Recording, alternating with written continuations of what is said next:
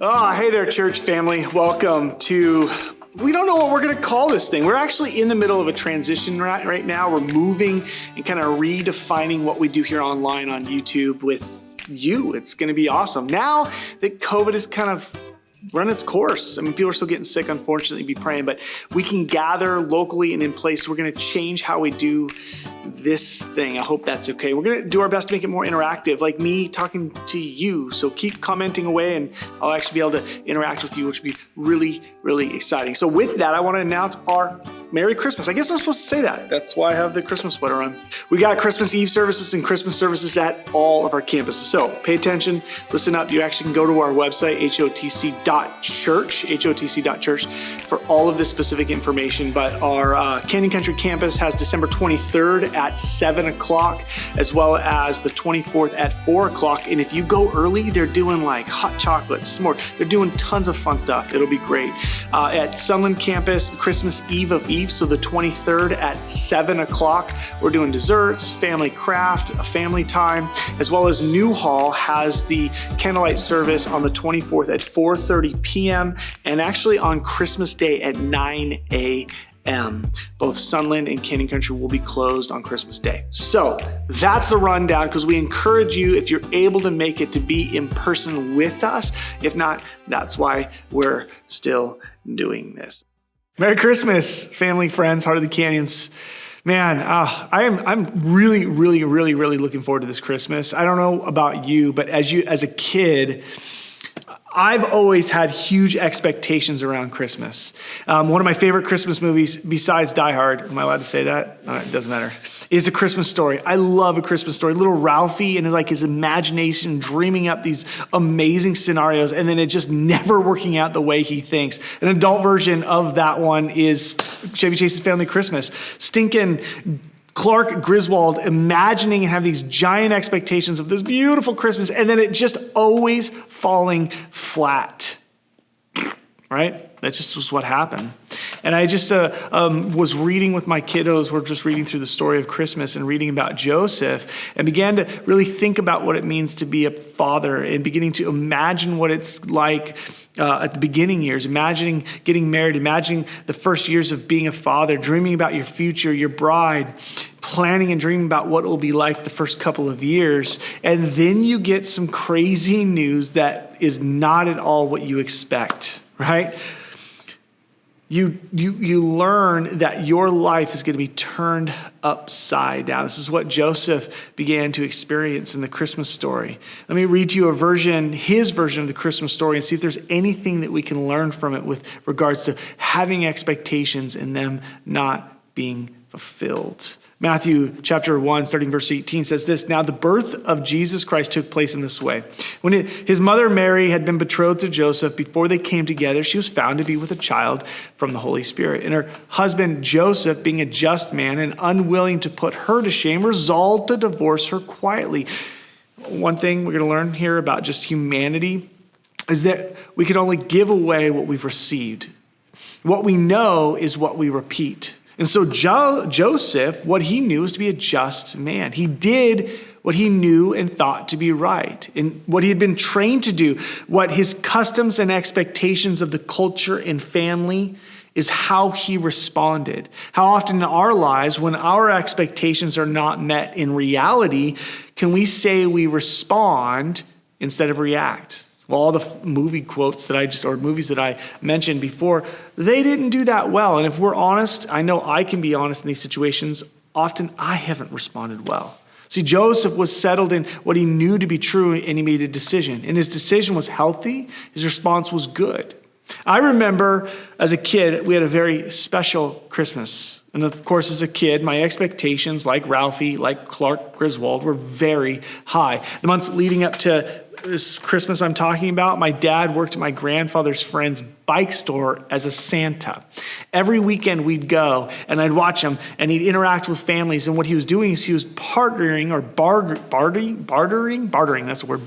with the owner of the bike store, his presence as a Santa to get a good deal on bikes. And he's going to put that towards a discount on bikes and making some money. See, at this point, growing up as a kid, I'd never had a brand new bike. I always got hand-me-downs, fixer-uppers, old used ones. Now, my dad did a good job fixing them up, but this was something different, a brand new bike. I still remember the bows on the bikes because I snuck down at about 4 o'clock in the morning and I peeked through and I was like, oh, the bikes are there, brand new, the bows are on there. And I could basically feel the jumps under my new tires. I was imagining digging out the new jumps in the backyard, and I could smell the new rubber tires and shifting seamlessly through the gears. Well, it was about time for me to claim my new bike. My brothers and I were so excited when we saw the new bike sitting by the Christmas tree. And then, to my dismay, my parents enlightened us that the bikes were actually for the kids and neighbors down the street.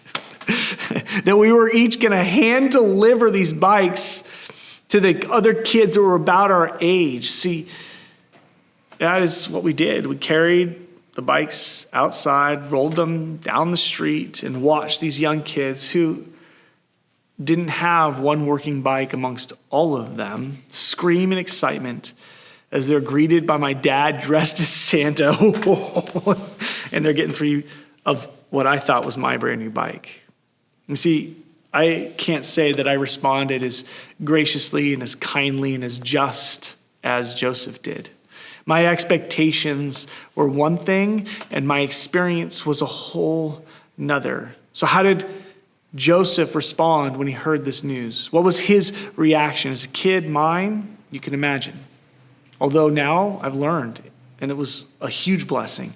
But in the moment, I didn't follow Joseph's line of processing. Verse 20 says this, but as he considered these things.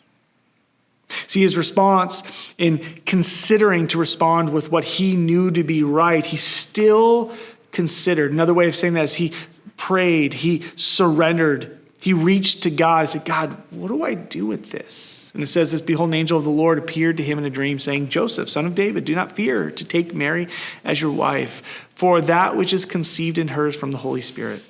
She'll bear a son, you should call his name Jesus, for he will save his people from all their sins. All this took place to fulfill what the Lord had spoken by the prophet. Behold, the virgin shall conceive and bear a son, and they shall call his name Emmanuel, which means God with us.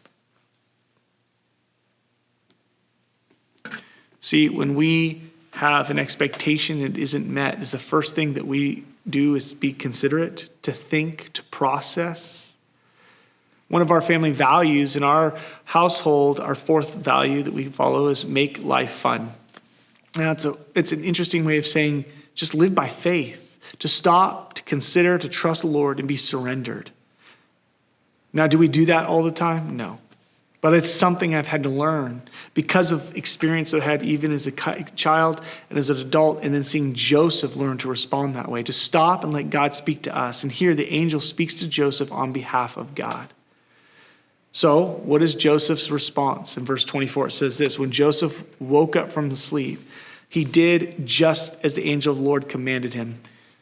He took his wife, but he knew her not until she had given birth to a son, and he called his name Jesus.